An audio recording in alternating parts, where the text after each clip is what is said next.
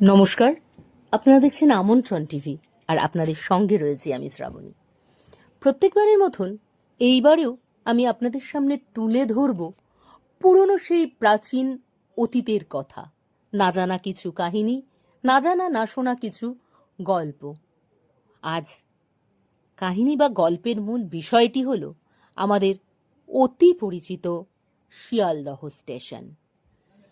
যে স্টেশন পৃথিবীর অন্যতম স্টেশন, মেট্রো স্টেশন বললে যা বোঝায় সেগুলির মধ্যে একটি।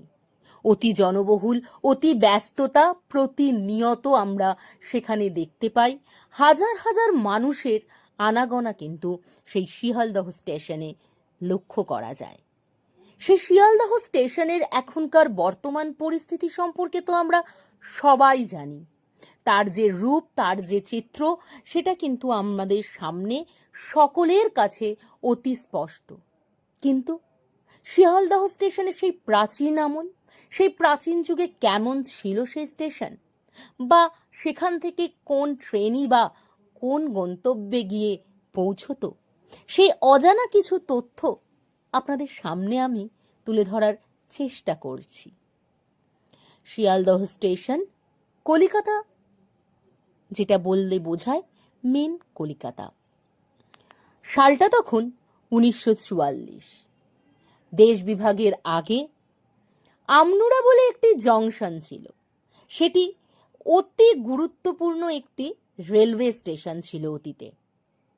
শিয়ালদহ দার্জিলিং মেন রেল লাইনের যে হার্ডিঞ্জ, সেই হার্ডিঞ্জ ব্রিজের অনতি দূরে আব্দুলপুর জংশন নামে একটি জংশন ছিল, এবং রাজশাহী নামেও আরও একটি রেল স্টেশন ছিল, আর ছিল মালদাহ।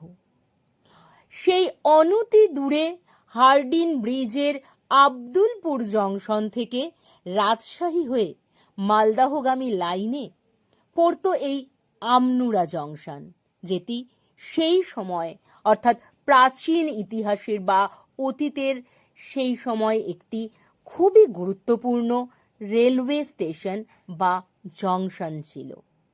ওইখান থেকে মুর্শিদাবাদ জেলার লালগোলায় পদ্মার বিপরীত তটে গোদাগাড়ি পর্যন্ত ব্রাঞ্চ লাইন ধরে কিন্তু যাওয়া যেত। তবে সে সবই এখন অতীত। অতীত বলতে প্রাচীন অতীত। এছাড়াও আমরা তখন যেটা আপনাদের সামনে তুলে ধরতে পারি, সেই সময় খুলনা, কৃষ্ণপুর, চিটাগাং, শিলিগুড়ি, সুরামার মেল, বিভিন্ন আসাম, শিলচর হয়ে বিভিন্ন রেল স্টেশন, জংশন, অতি প্রাচীন পথ ধরে ছিল সেই সময়ে শিয়ালদাহগামী যেই রেলগুলি তাদের গন্তব্য।